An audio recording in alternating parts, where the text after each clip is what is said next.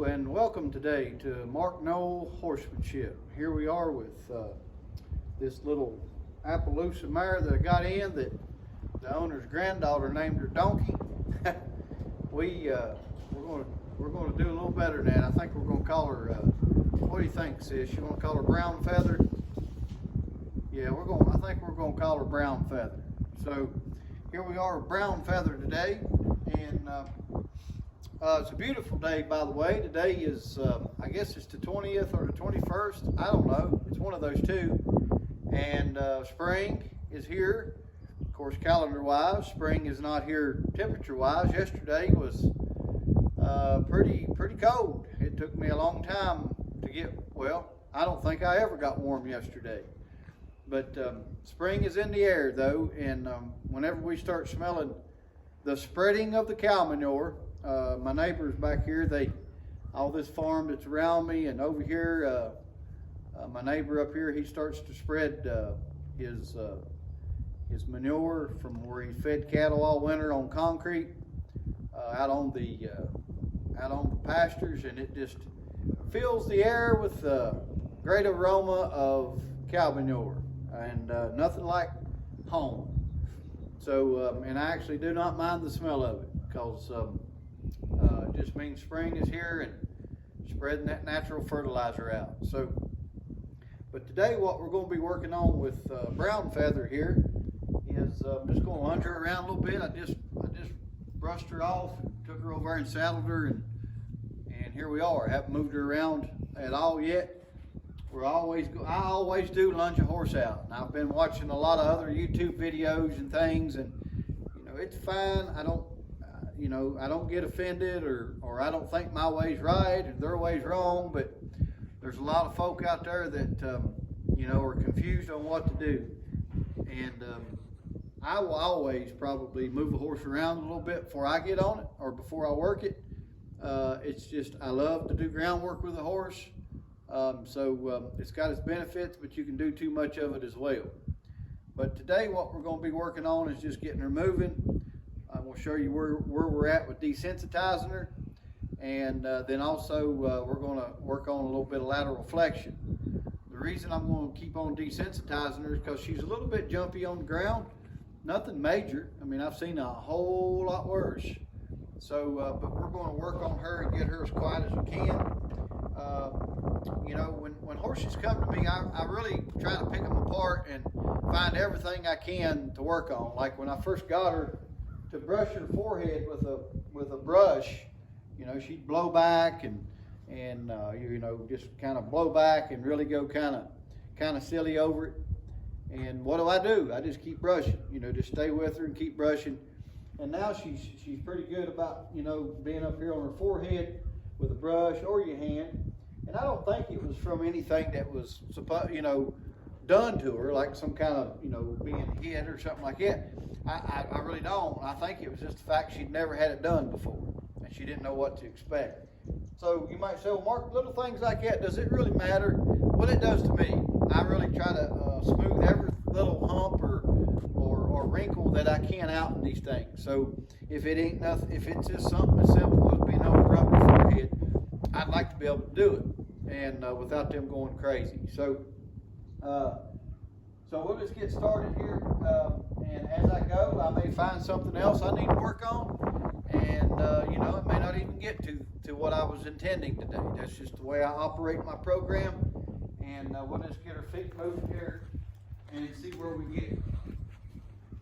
So I've got her directed and driving pretty good here. You can see her, she's already wanting to, but I'm going to make her stand here just a minute, wait, and be patient and not anticipate what I'm going to do. We don't want these horses anticipating or thinking too far ahead of us. So, and Jessie Ann, if you get tired, baby, you can just rest your thumbs on that board right there, and you don't have to hold that phone like you're holding it. Got my video crew here today. My wife is at work, and she works twice a week, Tuesdays and Thursdays, and got Bailey and Jessie Ann here, and just having a good time with my daughters. I love them. They're gifts from God, and I just love being with my girls. So we'll just get started here. I'm going to direct her off to the left and just ask her to what? To move off to the left. Plain and simple. She said, I wanted to go a while ago and you wouldn't let me. Now you're asking me to.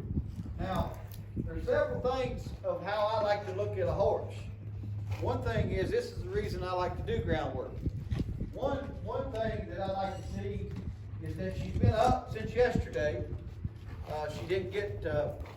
She ain't had all that much exercise. She got work yesterday, but what I'm saying is she's been up since then. So here I just cinched her up and sent her out in a circle, and look how relaxed she is. Those are the things that I look at when I start working with a horse, to be able to give the owner the right evaluation, the right just the rundown on the horse. What kind of temperament does she have? And you'll see right here, she's relaxed. So I'm going to let her stay that way briefly, and then we're going to build that energy up and bring it back down again. So right here, we're just going to simply ask her to yield those hindquarters. Look how smoothly she's doing that. She stopped dead in her tracks and moved that hip away. That's awesome. So now I'm going to direct her to the right. Now look at that. Look how well she goes out through there.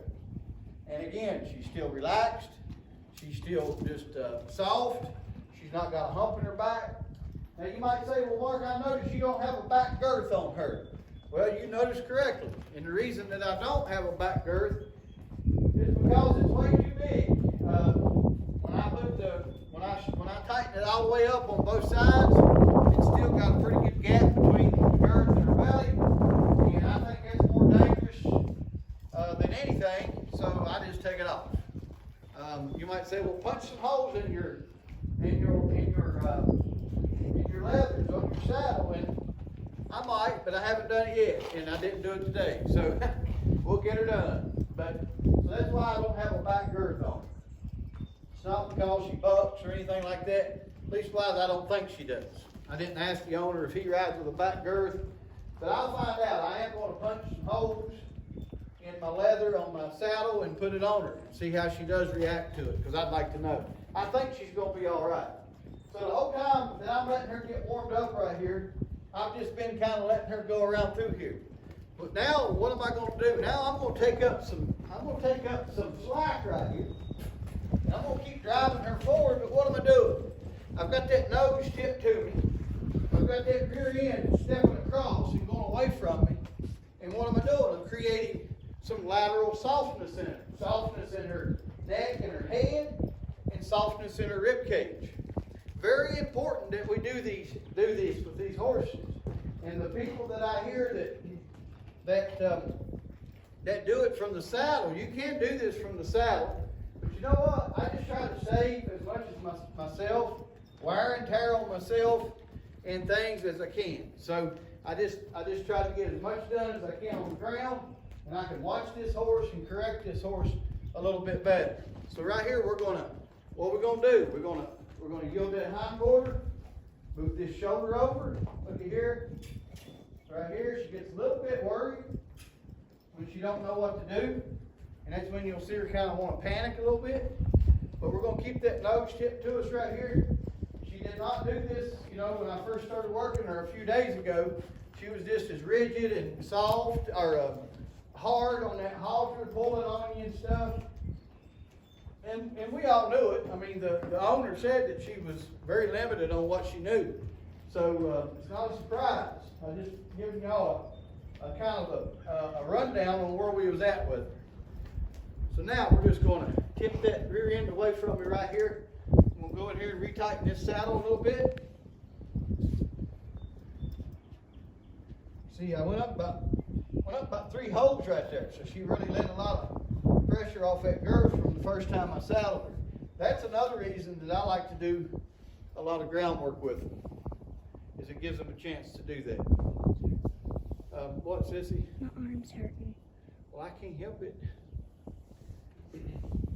We'll be right back, folks. Okay,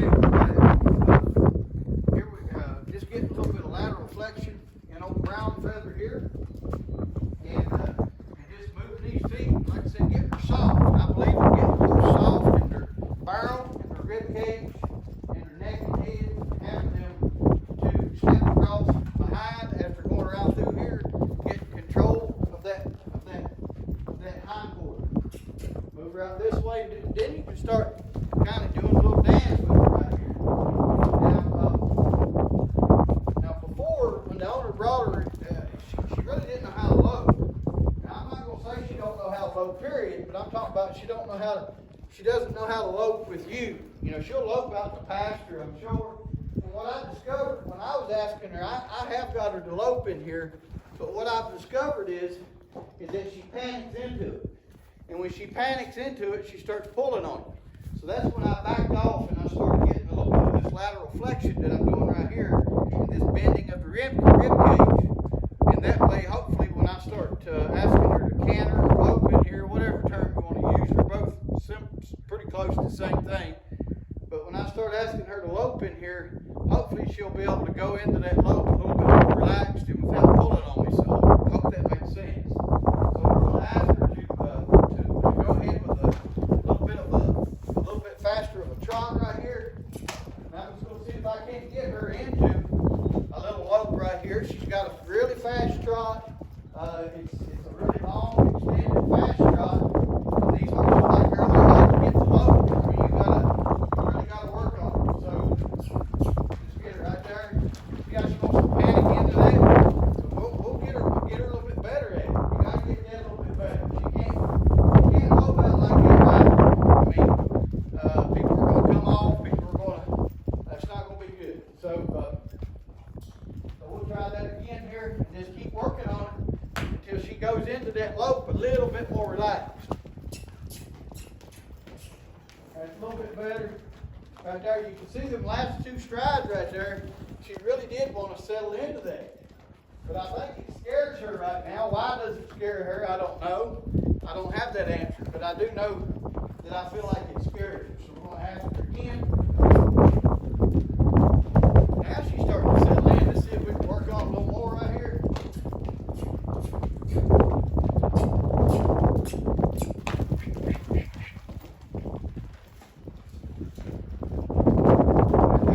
Now she made it half around. And whenever they do something that you want them to, I always like to reward them. So we'll let her think about that just a moment. And then we'll send her out to the right and see if we can't establish the same thing. And that's a little bit more of a relaxed of a lope. I'd really like to give these horses time to soak and to take up and take in and absorb everything that you're doing to them. I think out of everything that I do to these horses, that is probably the most important thing, is to let them soak on what you're doing.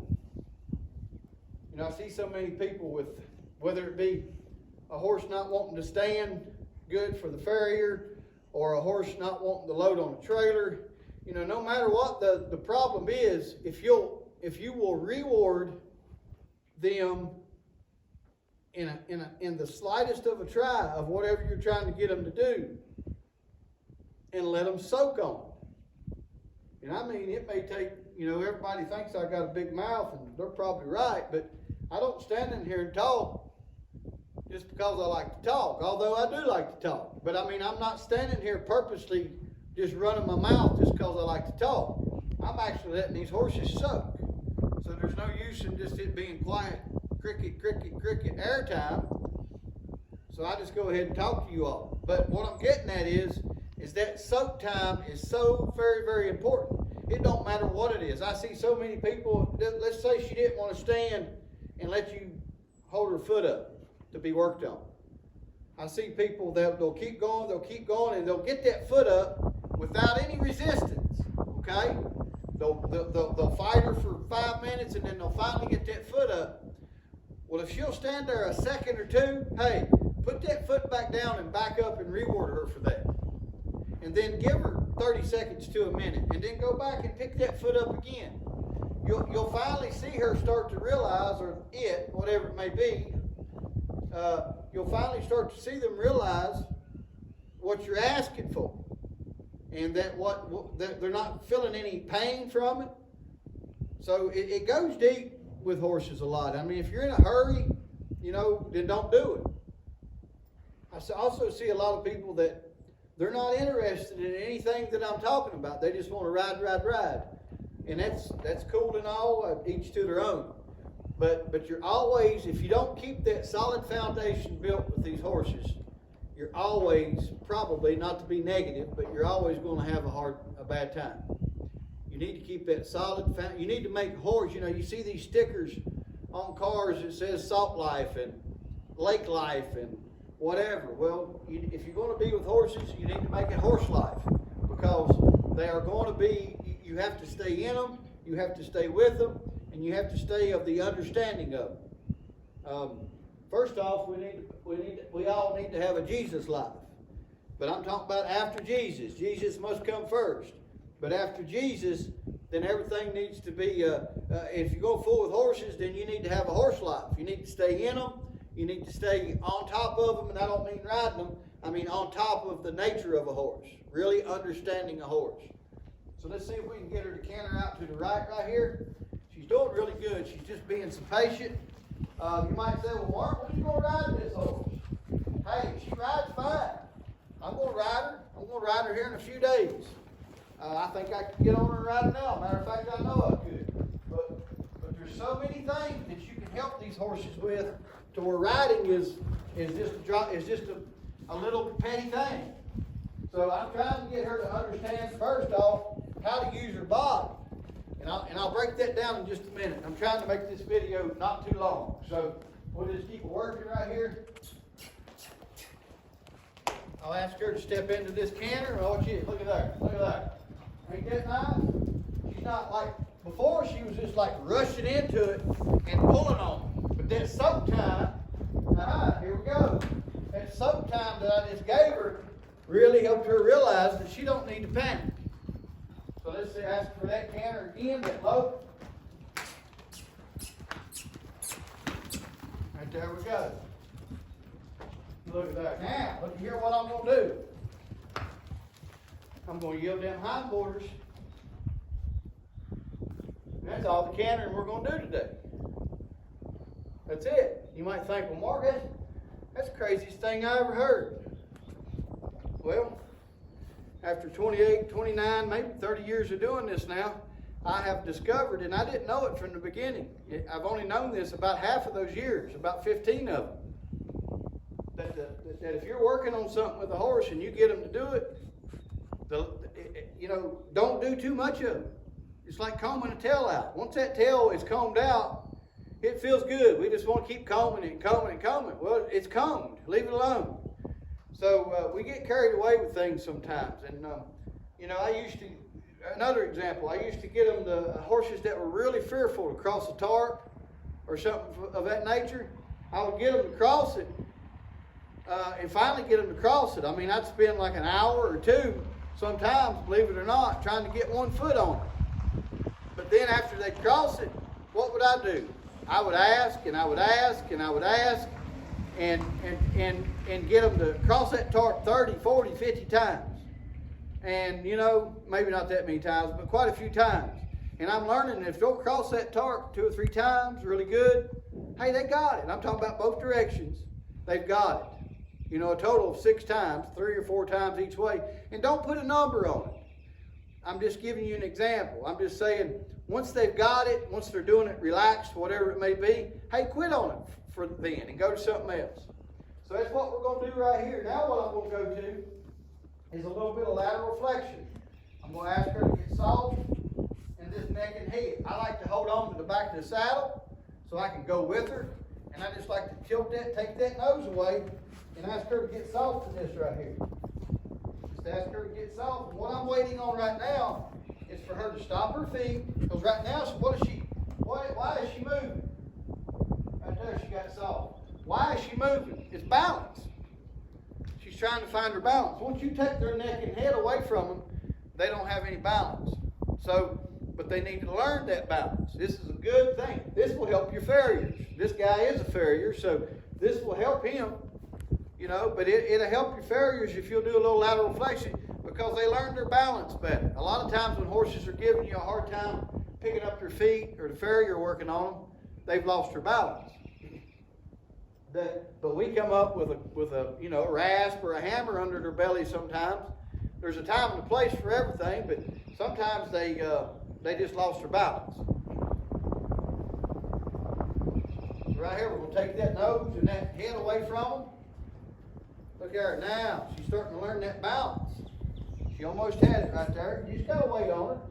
And you got to let her get soft. Let her get soft. Where's she getting soft at? Right here on the end of my hand, my left hand. When she quits, when you don't feel right there, she got soft. So just teaching this little filly lateral flexion. She's actually a mare. She's not a filly, but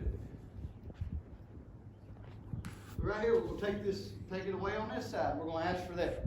Right there. Now look at there. That's good. She's got her balance on this side.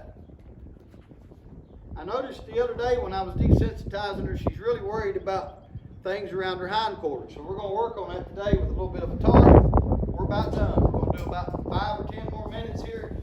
And we're going to let this be a pretty good little session with her. Just trying to, right there, she got soft. Just trying to pick her apart a little bit and figure her out and make her better. That's what she's here for, to make her better. So again, we're just going to take this nose away. Just going to gyrate that head around her just a little bit. Right there, she got good salt. Now I'm going to ask her to move. Now I'm going to ask her to step over and yield that hind quarter and let her just spiral out of that, just like right there. Give her a nice little relaxed rub for that. Do it one more time on this side. This side, she has a little bit more trouble balancing. Right there, she's got her balance. Now she does, and I'm going to ask her to move over. Yield that hind quarter. Right there. Right there. Waiting on her to step in front of herself instead of right there and right there. That's good. That's good.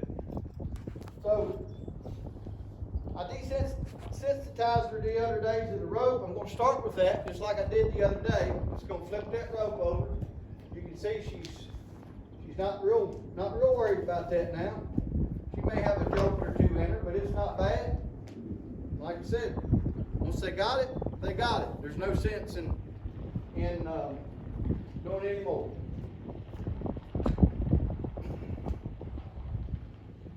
Got some company pulling in here. We'll be right back. Okay, welcome back. We had some company there. My dad pulled up and everything, so we visited with him a minute, and now we're right back at it. But as I was saying, when I left the other video the first time there, I got her laterally working good. Got some softness, creating some softness in this neck and head and this rib cage. And all that's so important when it comes to a relationship or having a good time, a good safe time on a horse. So, and I think I ended before the company pulled in with showing you how quiet she was getting with ropes and things just being tossed across her back. Still got a jimmy or two in her, but it wasn't nothing like it was when she first started.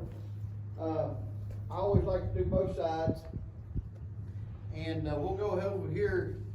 She took a big deep breath there, so we're going to let that be it for that. So I'll go over and get my tar, show you a little bit of that, and then that'll be a good enough session for Miss Brown Feather today. That's what we renamed her, Bailey. Bailey was up at the house when me and Jessie Ann started this video, and I told the audience, Bailey, that we changed her name from Donkey to Brown Feather.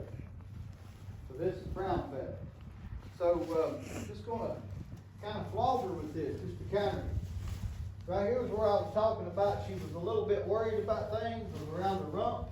As you can see, she's not too much concerned about it now. She's got that one leg cocked right there. You probably can't see it from where you're at, but maybe. And we'll flip it over this saddle right here, and be loud about it. You know, be expressive about it. Don't be trying to hide nothing from her. And flip it over her neck. Let that rest there just a moment. Come over here. What you do to one side, I always like to do to the other. Flip it over that rump right there. You can see she's taking all this very well. So again, if they got it, they've got it. There ain't no use in wearing your arm out. And let's work on that right there a little bit. She's kind of popping her head up a bit. Now she's better. There ain't no use in wearing your arm out to get, to keep going if they've got it. So I'm going to let that follow her around right here just a moment. lunge her around with this tarp on her right here, and just keep checking her out right here. She's gonna be all right. I'm gonna get to riding this little mare here probably tomorrow, and just teaching her a little bit. But I always go through all this groundwork stuff first before I just step right up on them. It's not called fear, it's called being smart. So we'll yield these hindquarters right here, send her out this way, let her see it out of that eye. And again, just like everything else, hey, if they've got it, they've got it. You can tell by her expression, you can tell by how calmly she's going around through here that she's not real concerned about it. I did this the other day, she was fine with it, but to show the owner and you all watching as well, I'll do it again. We're gonna run this tarp through here. Just let that thing hang off of her. Send her out in here a little bit. Ain't gonna do but a few rounds because she's absolutely fine with it. The owner had actually packed saddlebags, and I actually seen a picture of her with a chainsaw attached to her, because he goes in the mountains and cuts trails out. You know, if there's fallen trees or branches or something that needs to be trimmed out, he goes and clears the trails out. So it don't surprise me any that she's not too worried about none of this. But I still like to see if I can help her with something. So the only way you're going to find that out is if you check her out here and see. So right there, I'll go to this side. You might notice that she kind of gets a little bit, she kind of walks around a little bit when you walk up to her. You know, I don't worry about stuff like that too much. She's not scared as much as she's just a little bit intimidated by when you walk up, but she's gotten better at it. When I first got her and you walk up to her in the stall, she was a little bit kind of intimidated at first, and she kind of act like she wanted to get a little bit worried about it. But again, I think it's just a little bit of, she feels maybe a little bit vulnerable. She feels a little bit intimidated. And so once they figure out that you're not going to hurt them, they usually do okay. So there you go. You can tell she's not bothered by that. So just checking this little brown feather Appaloosa mare out right here, and just getting her better at what she was already pretty good at, and just trying my best to dot my I's and cross my T's as I go. I hope you enjoyed today's video, and God bless you.